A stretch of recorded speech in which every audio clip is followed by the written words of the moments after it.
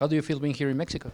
I feel great being here in Mexico. You know, it's not too often that I'm able to come over to Mexico, but every time I do come over, I enjoy it thoroughly. What do you think about this new award for Don Jose Sulaiman? I think an award for Jose Sulaiman is a great award. He deserves it. He was a dear friend to me, and we'll miss him. And he did so much for me over my whole career. And you could say that I was part of the WBC family.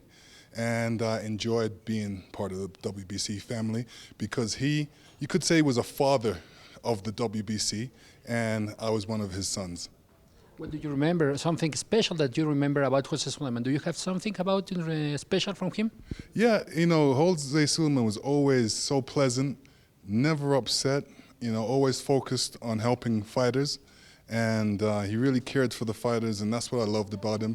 And what I loved about him as well, he was also always giving me gifts, and gifts from Mexico, which was a great thing for me. What do you think about the new era of the heavyweight champions?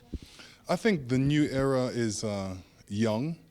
I think they need to work on their fundamentals because a lot of them don't have great teachers. But they're great athletes, and they sacrifice a great deal to be at this position they're at. But I think just this era lacks the teachers, because a lot of the heavyweights that are boxing now, you know, when I'm watching them fight, I'm like, wow, you know, they need to be throwing the jab more, need to be doing a lot more stuff. So, you know, they're coming along, but like I said, they're missing a lot of the fundamentals which they need to be working on. Can you give us your opinion about the last fight of Deontay Wilder versus Arthur Spilka? What do you see? What do you think about that fight? I think that fight between Wilder and Spencer was an interesting fight. I felt that Wilder should have thrown the jab a little bit more, but he's got great power. He's got a great trainer in his corner. But as far as doing the fundamentals, doing what it takes, such as breaking a man down, working the jab, throwing the right hand, and even throwing straighter punches and throwing combinations, the work rate needs to be picked up a little bit. So those are the fundamental things they need to be working on. How do you see a possible fight against Deontay Wilder, Tyson Fury? But Tyson Fury needs to fight previously Vladimir Klitschko. Well, you know, Tyson Fury beat Vladimir Klitschko because it seemed like Vladimir fell asleep and wasn't doing what was needed to do. And Tyson Fury was able to move around the ring, you know, gracefully. He moved well.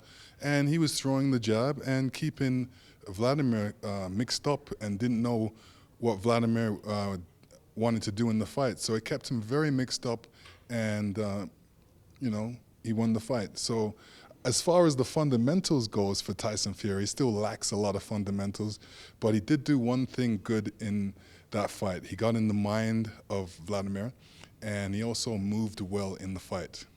What do you think about the next fight, the rematch against Vladimir Klitschko? It's going to win Tyson Fury? Well, you know, you could say Tyson Fury has his number. He was able to do it the first time.